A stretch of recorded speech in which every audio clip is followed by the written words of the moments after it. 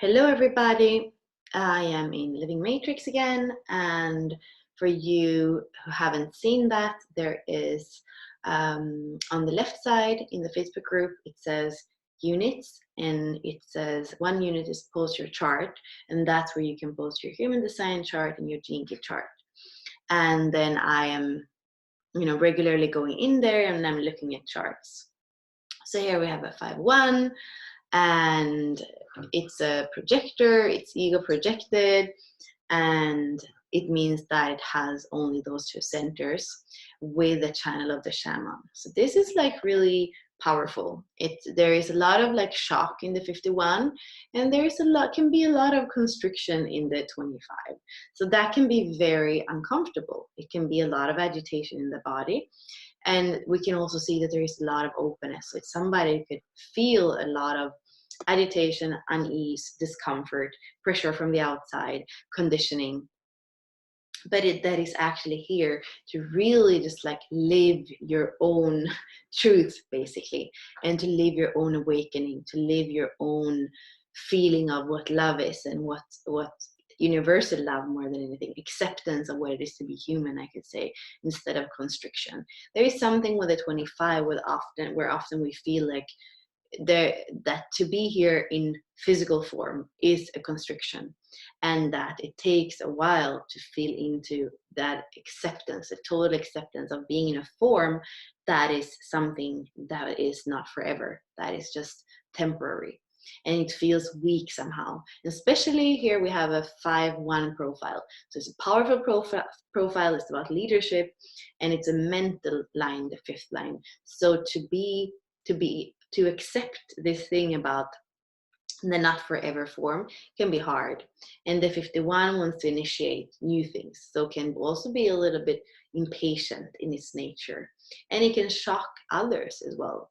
And since we have a 5-1, there is a projector field, projection field, so that you can create misunderstandings and conflict with others, basically. And this 51 is what we call the evolution in the gene keys. It is your challenge. So if you are not vulnerable, if you are showing too much of your power and your impact, that could create conflict, and that could be a lot of your energy, a lot of your life force can be trapped into those misunderstandings or conflict, instead of flowing more freely and basically create initiatives and awakening. When I look at the body graph, like I said, there is a lot of open centers, and this is where you're going to be to always filter in the energy from the outside, from other people, from environments and situations, and you're going to filter it through you, and you're going to have to feel like, is this mine or is this not mine? So that's why the open centers are a risk, because you might be around other people with a lot of emotions, and then that we might think that the turbulence, the dishonor, the weakness, the conflict, the victimization, the reaction, the desire is something that comes from you. But actually, when we look at here, completely open center, this is something that your soul kind of already worked through. So it's something that you're not here to work it through again. You're more here to realize that it's not yours, that you can see it, you can be aware of it, and you can reflect back to people so that you can help them out of their distorted or low frequency emotions. And as a projector, as a 5-1, you are a kind of guide. There is this leadership, there is this possibility for you to kind of tap into one person at a time and actually help them to see things and guide them toward things. And for me, especially when they're completely open centers, I see this as something that you're here to share, that you're here to help humanity with. So that is the overview of this, and there's so much more I can say. So much more I can say. I see that you're also somebody that's like, before time, you have this initiative, you have this intuition, and it's like you can see what is going to come. And that's what you're going to tap into more and more, the anticipation of what's coming. And there's a very strong leadership theme in that as well. So leadership is a key word here. That is important, but it's important for you to be like in your own knowing in your own energy, in your own, projecting with yourself, you could say, listening to yourself, for you to be, grounded in your authority, in your inner authority.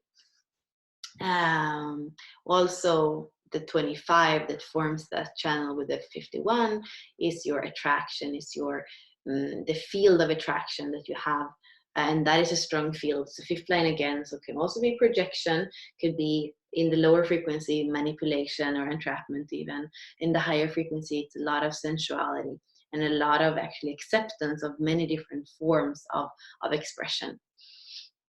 So if we go into the gene keys instead, we're going to see it a little bit different. So we were speaking about the 57, the 51, and we were speaking a little bit about this side as well. Not so much though. So the 62 and the 61 are beautiful. It's kind of the inspiration of the feminine, the opening up for them into the mystery, the things that want to come through to you from the great mystery. The inspiration that you're always a portal for when you open up for that. And then the 62 is much more masculine and much more precise in its way. So there can be a kind of tension between these two, but you are actually grounded in your inspiration, and that is important. You're grounded in your inspiration. It's really powerful. It's like you can even feel that, like feel it in your body. You feel it in a very powerful way. I would say to have that is probably, it's like your purpose, that inspiration and what comes through. I think that what we were saying before, the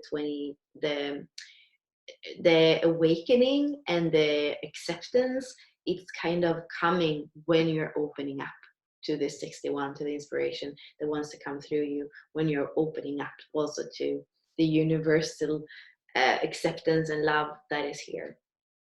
Those are all very powerful activations.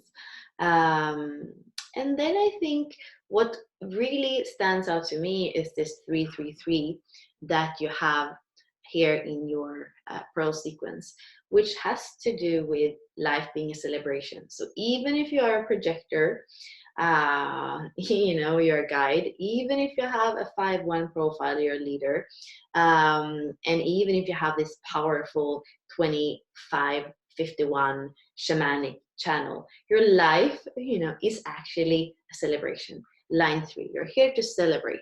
And your celebration is about having humanity. And first of all, you have to do it for yourself, but having humanity remember who we are and why we're here. So you're breaking the veil, or breaking the curse, you could say, of the forgetting, of the distraction, of the vanity, just helping humanity to remember why we're here.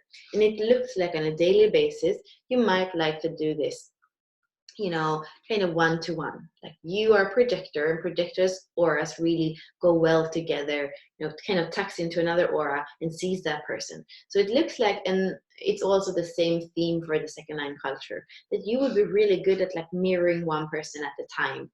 And maybe those people that you're mirroring, they are maybe, powerful people, leaders as well, that then are going back to their organizations or their teams, where they can create a lot of change and awakening.